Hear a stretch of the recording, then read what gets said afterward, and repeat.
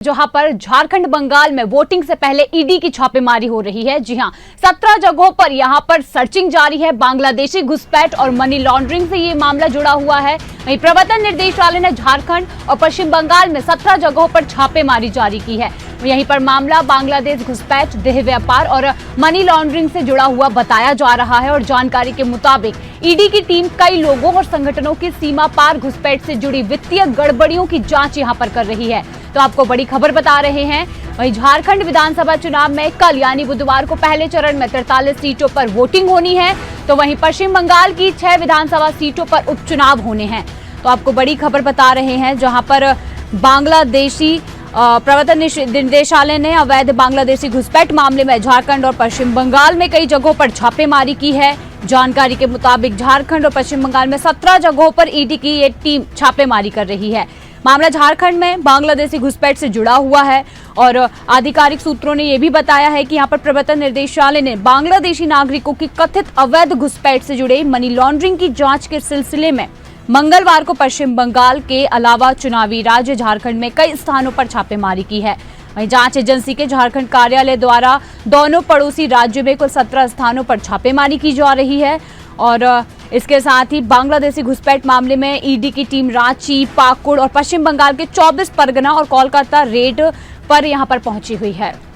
चलिए, तो इस खबर की अधिक जानकारी के लिए हम रुक करेंगे न्यूज रूम का, जहां से अनुभव हमारे साथ जुड़े हुए हैं। तो अनुभव, बताइए, ये जो विधानसभा चुनाव के मध्य में यहाँ पर जो ईडी की रेड का जो मामला सामने आया है, यहाँ पर क्या कुछ खास अपडेट है?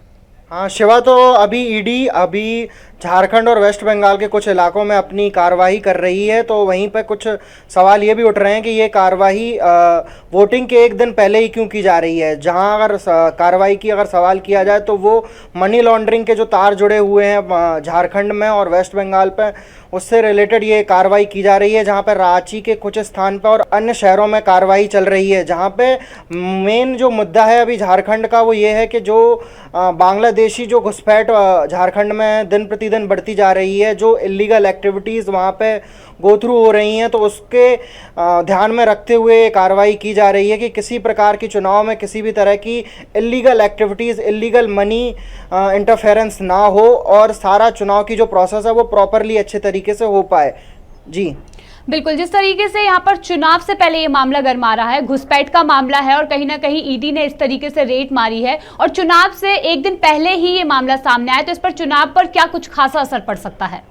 किसी भी तरह की इलीगल वोटिंग अगर ना हो और किसी भी तरह से कोई भी टेररिज्म एक्टिविटीज़ ना हो, क्योंकि बीजेपी के दिग्गज नेता हैं वो जो झारखंड और कोलकाता के दौरे पर गए थे, तो उन्होंने, अमित शाह ने भी ये कहा था कि हम जिस तरह से ये झारखंड में और वेस्ट बंगाल में जो ये बांग्लादेशी घुसपैठ हो रही है, इसको हम जड़ से ख़त्म करेंगे। तो उसी में ध्यान में रखते हुए विभिन्न जो एजेंसियाँ हैं वो कार्रवाई कर रही हैं। कल ही देखा गया था कि एनआईए ने भी जो आतंकवादी गतिविधियाँ उसको ध्यान में रखते हुए विभिन्न शहरों में कार्रवाई की थी, जिसमें जो ये टेररिज्म की एक्टिविटीज़ जो बढ़ रही हैं, जो बांग्लादेशी घुसपैठ वहाँ से बढ़ रहा है, जो लोग उनको ये इलीगली उनके इमिग्रेशन करवा रहे हैं, उन्हें पासपोर्ट और आधार कार्ड प्रोवाइड करवा रहे हैं, तो इसमें ध्यान में दिया जाए कि वो कौन लोग हैं, ये एक्टिविटीज़ कम से कम हो। तो वहाँ पे ये चिंता जताई जा रही थी।